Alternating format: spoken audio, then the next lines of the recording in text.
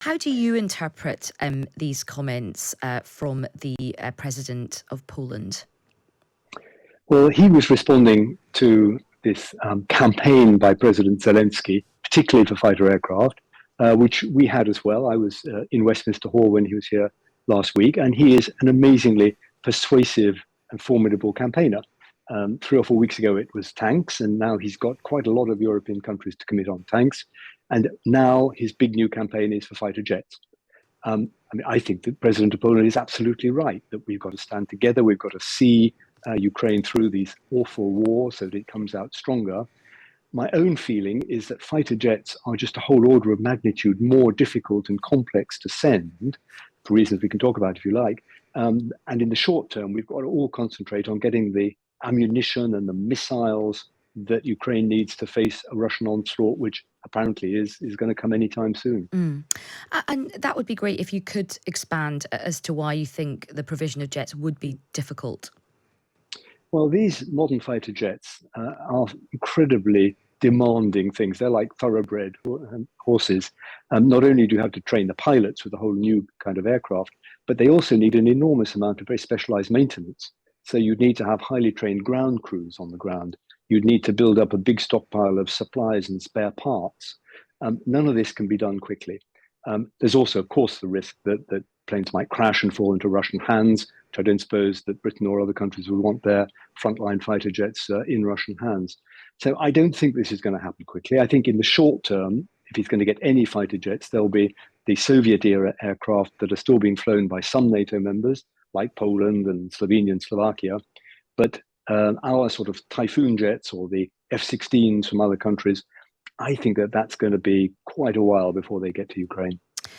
And you've spoken about sort of some of the kind of technical challenges with providing these jets. And we've heard from other experts about the fact these are very expensive but very complex pieces of equipment.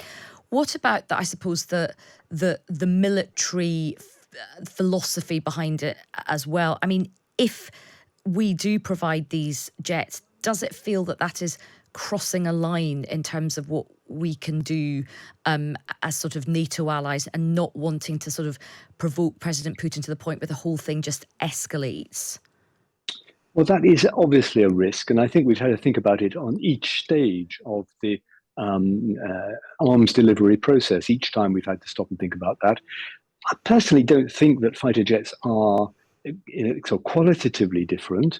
I mean, they are by definition, they're defensive. They're there to attack, take on planes that invade your airspace. They wouldn't be used for threatening Russia. I think that would have to be a condition.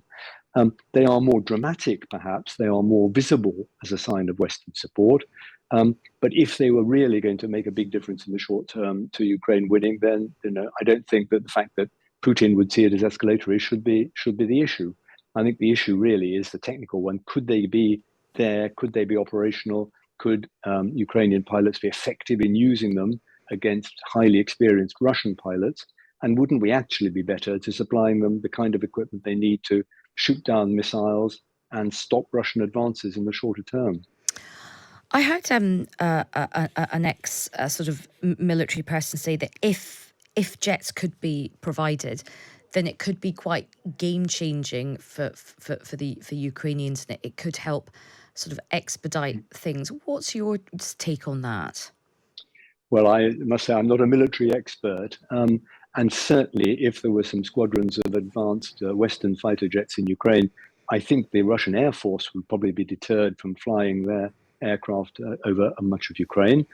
On the other hand, when we see these awful pictures of apartment blocks being smashed and civilians killed, it's usually by missiles, by cruise missiles, and fighter jets aren't much good against those.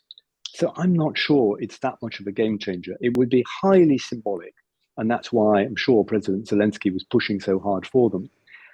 Would it really change the course of the war? I think what happens on the ground and how well equipped the Ukrainian forces are on the ground is going to be the absolutely key thing. And of course, this is the really difficult question that nobody knows the answer to. But I will try you, as you are such an expert.